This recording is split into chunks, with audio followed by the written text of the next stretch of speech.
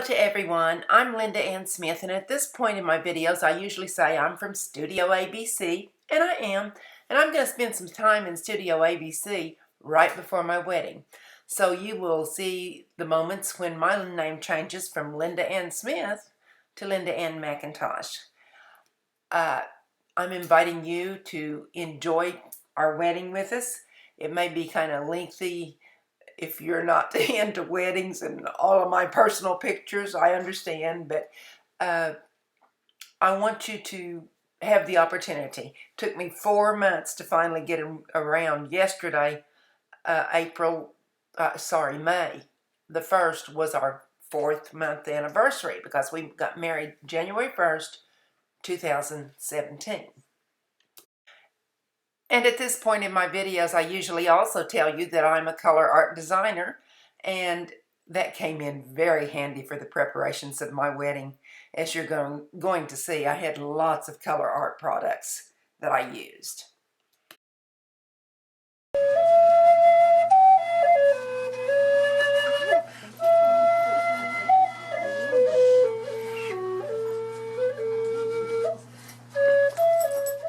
We had planned to get married in December, so we went 11 days before we were going to get married to the courthouse, and we asked if there was a time limit on the marriage license, and the lady told us no. But when she issued it to us, we realized there was a time limit. It said we had to be married within 10 days. We were 11 days out, so we had to reschedule our wedding, and we decided to get married January 1st, went back and got our license later in December. And that made life a little crazy because we had to almost make an appointment with each other to go back to Wagner to get the license because we had just opened the new studio on November 12th. So we were really busy with that and a lot of other things. But we went back over and we managed to get the new license. And here's Mr. Seneca with the license. Oh man, we were tired that day, and I think it really shows. Let the decorating begin. And I had a little more time to work on the decorations than I had originally planned, so I went out in a little post-Christmas shopping spree and found these white poinsettias on sale. While poinsettias aren't necessarily my favorite flower, I like them, and especially since I found the white ones. My favorite flower is lily, but these are pretty close to the shape of a lily, and I was fine with that, especially since it was right after the Christmas season and we were still in that Christmas mode. I don't know what I would have done without color art in my wedding, because this ended up being almost a color art wedding. Every time I reached for something to decorate with, I had a color art product in my hand, and proud to say that I am the design team leader for the video creators at Color Art. So I had a lot of color art products on hand. Here I'm using the True Silver Vivid Ultra Metallics and just brushing it on to the petals of these silk flowers. Our minister's sister, Gwen Cook, went with me and helped me go on this pre-Christmas shopping spree, and we had a lot of fun. She's experienced in floral arranging. While I did all my own arrangements, when we got them to the church later, she kind of tweaked them out and they looked fantastic. Anyone that knows me knows I'm not a glitter fan, but I ended up with flowers with glitter on them, and I thought they gave a nice sparkle to my wedding. However, there was glitter all over my studio before we finished because I bought some stems that had glitter on them too. I'm using the primary elements, mixed in some of the Radiant Rain liquid to really give them a shimmer. Shimmer I like. Glitter I'm not crazy about. But again, it did make a nice little sparkle in my wedding.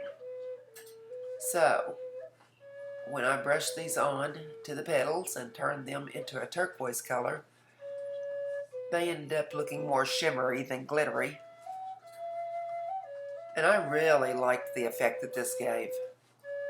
If you find flowers on sale, go for the white ones, because they're the easiest to change colors. Make them any color you want. At this point of doing decorations, I wasn't even sure how I was going to use these flowers, if I was going to use them in the bouquets or if I was going to use them perhaps in my bouquet that I carried, or in wreaths. I knew that I wanted wreaths, but I wasn't even sure. I just changed the color and then kind of put things together and decided what needed to go where. And look how pretty that looks. I really like the way they're looking. I didn't try to cover the whole flower. Sometimes flowers come in variegated colors, and I thought these looked really, really pretty when I finished. It's probably the first turquoise poinsettia I've ever seen in my life, but I loved them. You know, one of the things that I did while I was working on these in my studio is, as I was finishing everything, I put it in my window. And so they served as window decorations until my wedding, and then after my wedding I brought these things back and put them in my window, and with lots of snowflakes. And it worked out really well for me because I didn't really have anything. I had window decorations for November and December, but I really didn't have anything for January. So this looked really nice. Great big snowflakes that I had in the window. It was just like a wonderland. I might caution you, if you're using primary elements, I use the primary elements to boost the shimmer in this African Jade Radiant Rains. But if you're using primary elements, don't mix them just with water, because you need some kind of a binding agent, and that Radiant Rains already had a binding agent in it, so it worked just fine for me. But some people make the mistake of mixing primary elements with water, and when that dries, it won't have the stability of a paint like you want it to. If that would have worked, it probably would have ended up staining the fabric of these flowers anyway, but I didn't want to chance it, because I know that the stability of the paint is definitely challenged on a canvas, so I figured that it would probably be the same on this fabric for the flowers. One of the nice things about getting married on January 1st was the after Christmas sales.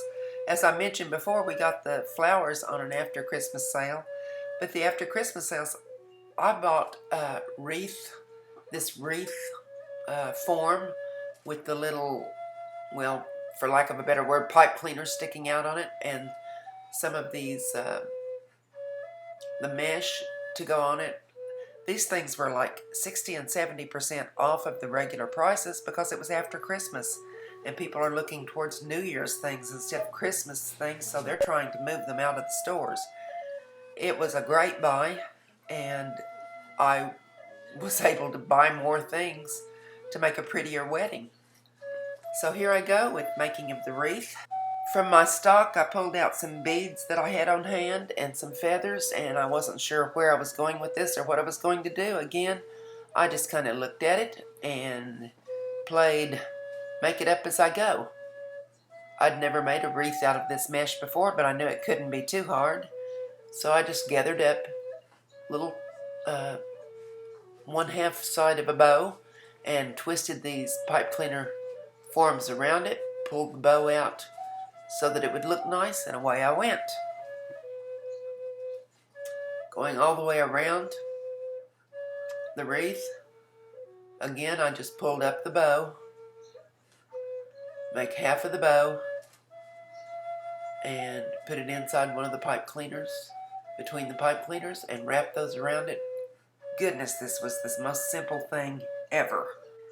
Yes, I've speeded up the film quite a bit here, but it was fascinating to see how it took shape and how fast it went as I just went around this form and pulled these little pipe cleaners around it. It was so simple. I couldn't believe it. I think there's more wreath making in my future.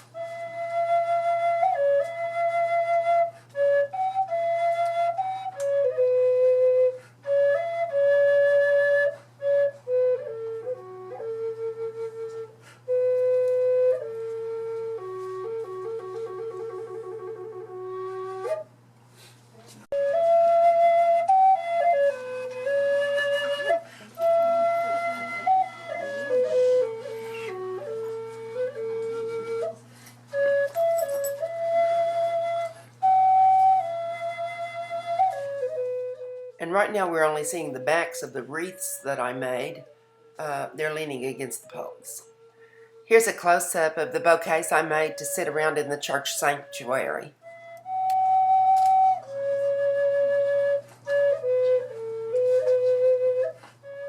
I really love our little country church, and it's a Native American church, as I've probably said before in this, but I was going to keep things super simple, just a very simple wedding, just go up and get married. The more I worked, the more elaborate it became, and I decided that I wanted the little, I don't know what you call them, but the little bouquets that go on the ends of the pews. So that's what I'm working on here. These weren't that hard to make. The challenge came in trying to figure out how to hook them to the church pews so that they wouldn't fall off, and we found some command hooks where you can put them on the pews and it doesn't damage anything, and that worked pretty well. I had these little heart-shaped boxes on hand for a little while, and I think they were all of maybe 99 cents a piece from either Hobby Lobby or Michael's. Since I've had them, I want to put my rings in these, and I have two little girls that are in my family that I'm going to ask to carry the rings forward for us. And as you see, it didn't stay too simple. It kept getting a little more and a little more elaborate. But it did have that simple feel to it when we finally got to the wedding. It was simple enough to be beautiful, but elaborate enough to be very satisfying to me. I'm using the True Silver Vivid Ultra Metallics on these little cardboard boxes to embellish them, make them fit in with my wedding colors. I painted the boxes inside and out with the True Silver. I love this stuff because no matter what color you're working with, of course I wanted silver, but no matter what color I was working with, I could add it over this True Silver, and it just gives it such a shimmer and so pretty. I guess this is my favorite product. I keep saying that about everything. And as time got closer, I was getting a little nervous about getting things finished, but I made it. Everything I wanted, I got finished. With help from some friends and a special cousin, Donna. But I really wanted most of the decorations and everything to be from me. I just had that goal in mind. Well, of course, I had to have dragonflies in my wedding, so I stenciled some dragonflies onto the boxes with Silk's acrylic glazes and put our initials on them, Seneca and Linda. And here they are together.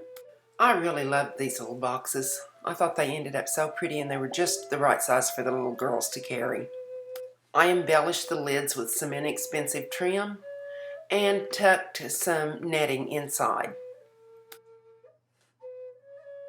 And the guest book was kind of a last-minute rush. I knew I was going to do it, but everything else kind of got in the way, and I ended up rushing on this one. But it still turned out nice.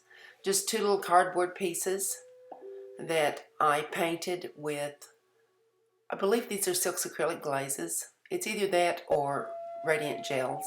Never managed to put the ribbon on that I intended to put on the binding rings. For the beginning and end pages, I used some wipe-off watercolor pages that I had made with twinkling H2Os.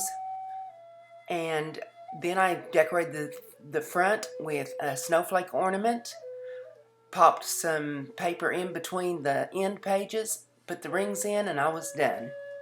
Lindy handed it around during our reception to the guests, and I really treasure this. There were some really neat comments in there. This is a table full of decorations in my studio the night before we went to the church to decorate. And we decorated on New Year's Eve. The first thing I did when I got to the sanctuary was put the wreaths on some little stands that the church had available. And I really love this little tree that Donna helped me make. I didn't know it till the wedding was completely over, but apparently my cousin Roger bumped into the tree and knocked it over during our ceremony. After we were married and seated back in the congregation, Seneca went up and straightened up the tree again, and I guess Roger kept us pretty well entertained because he had a cell phone that kept crowing, and the Bible verse kept coming to me about the rooster crows 3 times. So his telephone gave us some chuckles mid-ceremony. Hey, Roger, I love you. This is the fellowship hall in our church, and that's where we held our reception right after church. It's a little building right beside the church. I arranged some pebbles and tall, glittery stems in a tall clear vase. For the reception, I tied a silver ribbon around sherbet dishes, sprayed them with a little bit of Radiant Range African jade inside, added some water and a floating candle. This was a really pretty touch when these were lighted. An added bonus was that the church colors in that room just happened to coordinate with my wedding. Wasn't planned that way, it just happened. Cousin Donna, my helper Lindy, and several other people helped me prep this room on New Year's Eve. And in the background you see that cart? That was waiting for the cake from Deb's Cake Dreams. Deborah Parkhurst made my wedding cake. And it ended up decorated much nicer before the reception actually took place. See that blurry picture frame on the wall back there? I had a brand new Cricut machine and I just had to try it out. This was my first project that I ever made with it. Here's a pretty good shot of our little church. It's a very small church. It's Broken Arrow Indian United Methodist Church. And I made the bows with little flowers on them to go on the pews. I'm afraid this was an uninvited decorative touch. Lindy, this is Lindy's car, and she ran over the spray paint cans that my cousin had left in the driveway while she was spray painting a tree for the inside of the church. My cousin Donna was going to go back and do a second coat, so she left the paint beside the trees, and the sun was in Lindy's eyes. She avoided the trees and hit the paint. Here's the marquee that sits on the road out in front of our church. I don't know if my minister deliberately did this for our wedding or not, but it was very appropriate. The sign always keeps us up on what events are going on inside the church. We've made it our tradition to go to the Native American powwow called the Sobriety Powwow every New Year's Eve. And even though we were getting married, the next morning we decided to go to that powwow anyway. And I picked up a couple of little bracelets for the little girls that were going to carry our rings. That would be Gracie and Lainey. I just had to have a picture of that sweet little baby. We kind of left early, so I didn't get very many pictures this time, like I usually do at powwows.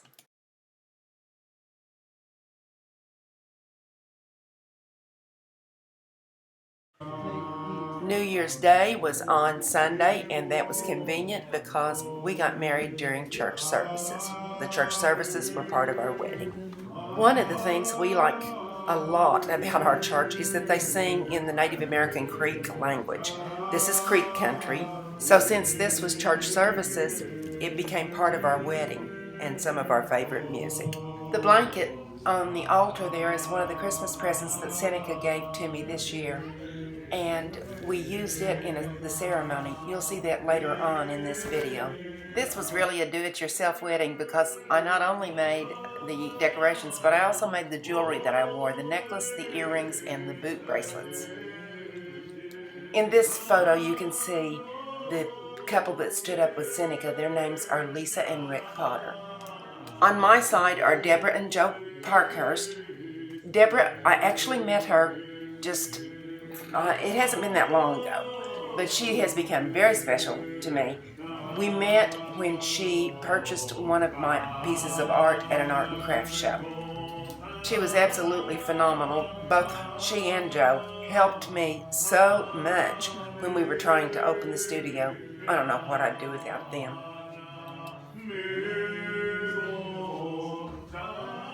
Seneca's part of the honor guard in his tribe, and that's the uniform that he's wearing. One of his 3 uniforms.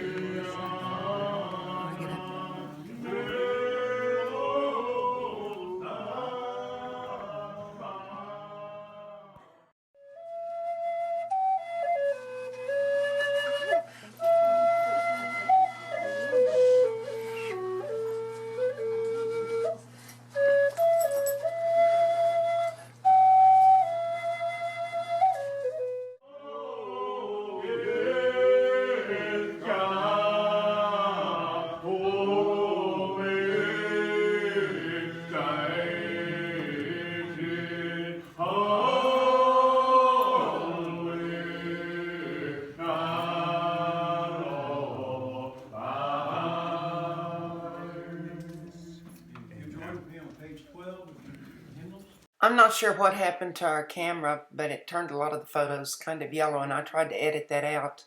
Fortunately, there was more than one camera, so we have different angles of the same things that are going on. Here we are at the altar with our friends and the little girls who carried our rings, Lainey and Gracie.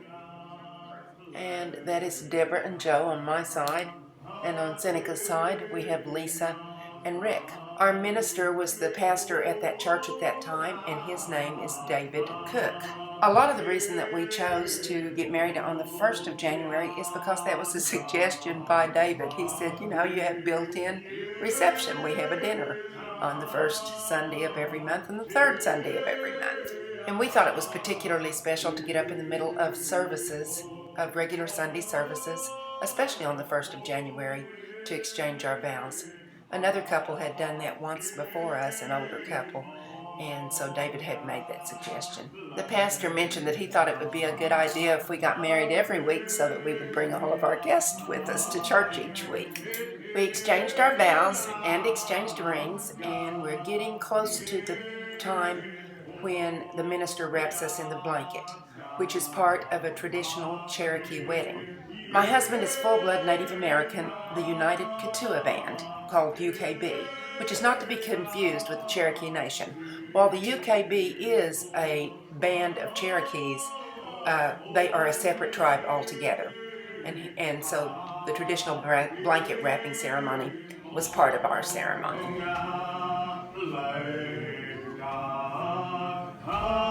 We're headed back to our seats in the sanctuary after we got married, and Roger's phone goes off. It cracks me up. I know the picture's fuzzy, but you can tell how tickled I was here.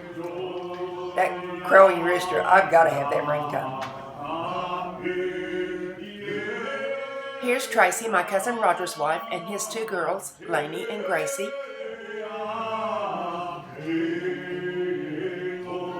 This is my Aunt Pearline between her daughter-in-law, Denise, and her son-in-law, Ernie.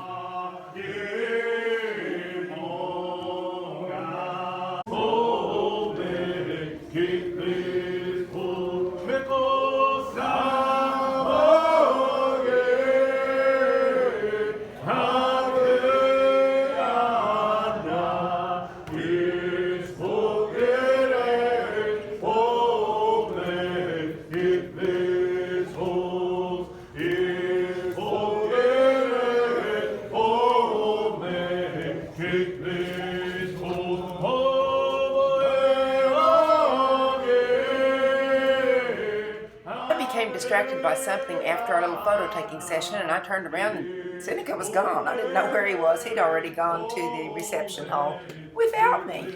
And that's where I found him, because he was hungry and ready to eat. Our friends John and Marilyn Marsh will be standing behind Seneca in the next clip, and unfortunately we didn't get very many pictures of them, and they're special people to us. Congratulations. Thank you.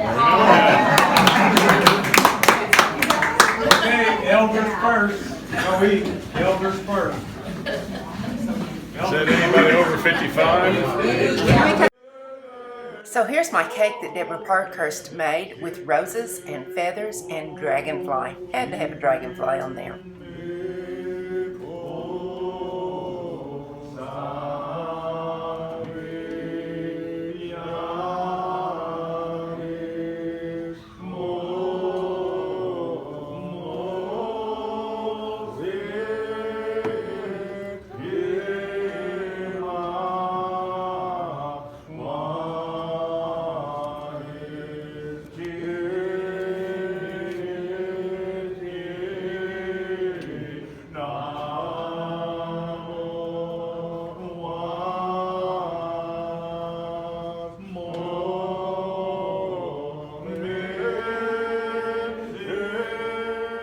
Tasted so good, and little Charlie from our church was waiting in line to get the first piece. He's the cutest thing, and he's fascinated by the shark tattoos on Seneca's hands.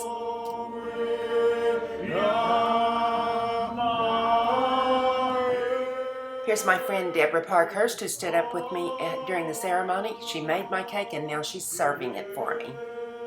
Hope you watch this video, Deborah, because I want you to know how special you are to me. This is me with my cousin Dave. He's a pretty special guy. This is me with my cousin Roger, and we're laughing about the telephone. The cousins at my wedding are pretty darn special. This is Donna, my cousin that decorated the tree in the orange. That's Denise, Dave's cousin, and Pearline, my aunt. Wait a minute, did I say that's Dave's cousin? That's Dave's wife. Denise is Dave's wife. That Donna's a special girl. She came out and helped me. She used to plan the weddings at another Methodist church that we belong to. She did all the wedding preps for everyone, and she helped me out so much. My Aunt Pearline has been special in my life ever since I was born. She was special to my mommy too, because she was her baby sister. And since my mom lives in heaven now, I sure was glad that my Aunt Pearline was there.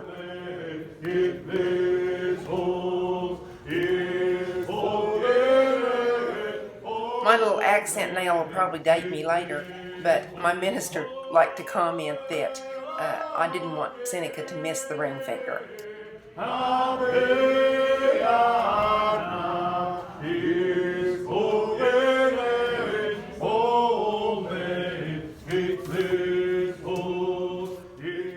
Here's Gracie and Lainey. Absolutely precious girls and great little artists. Right to left, this is my cousin Roger, his wife Tracy, their daughters, Gracie, that's me in the middle between the daughters, and Lainey.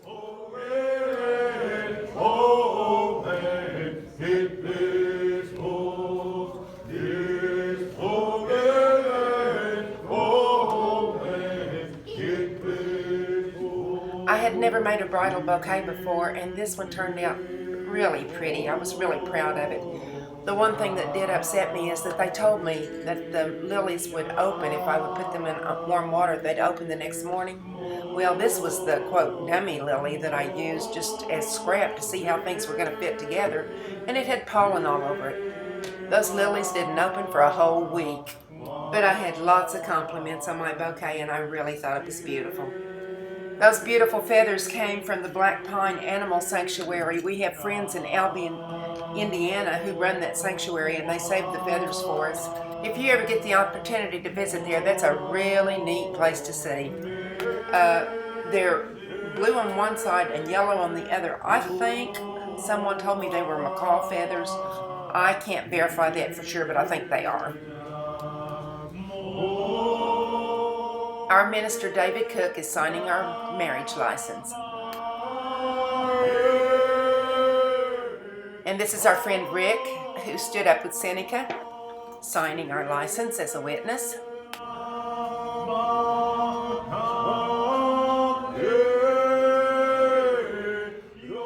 And there's Deborah, who stood up with me, putting her signature on our license.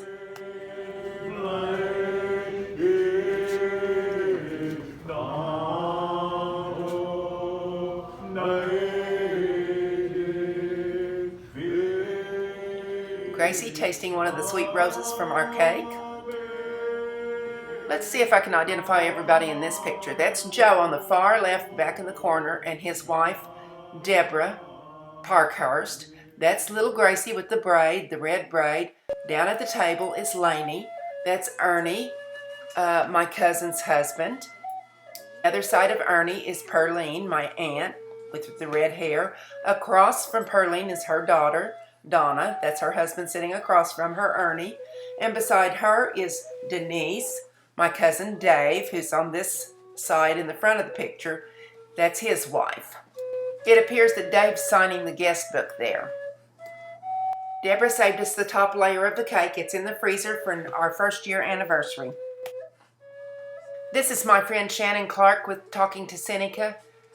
These people became my family after my brother died. This was one of my brother's friends at the time of his passing.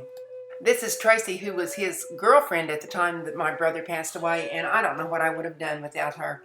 She absolutely rescued me so many times. Tracy's really special to me. And these are their children, Griffin on the left and Avalon on the right.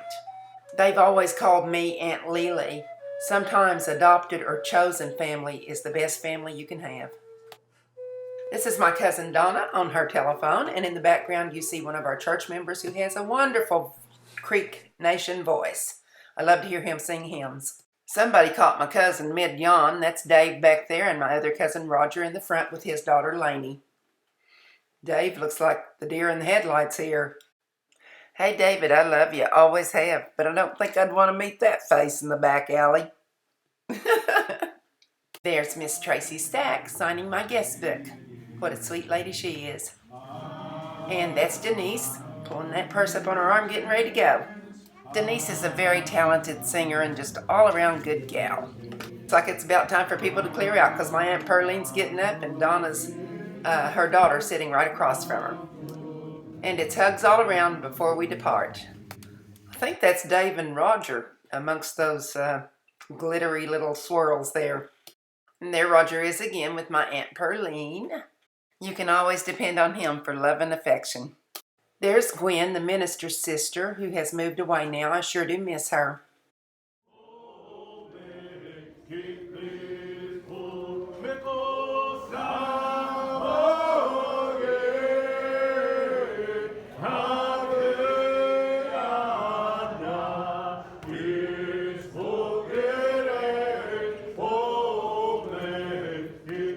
Went to the Praying Hands at ORU campus, Oral Roberts University in Tulsa, and did some photo shoots. Mostly, this was the next day. Mostly Seneca seemed to want photos of my bouquet.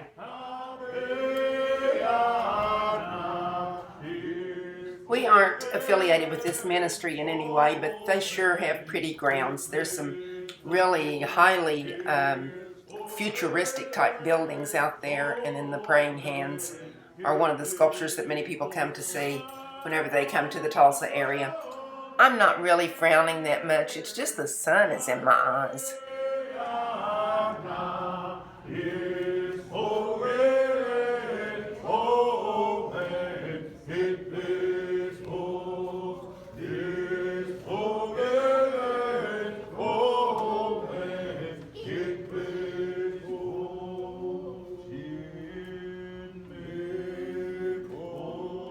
Seneca must have taken a million pictures of me out there, but then finally we found some people that could take a picture of us together.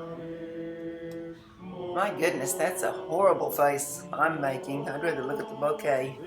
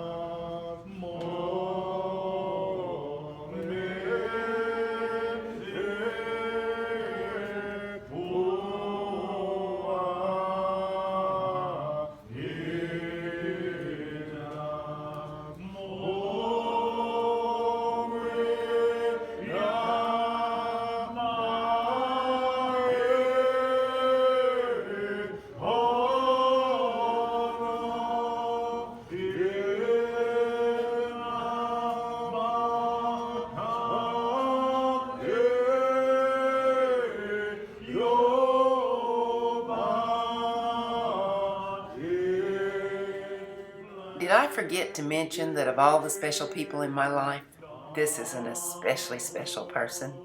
I love you, Seneca.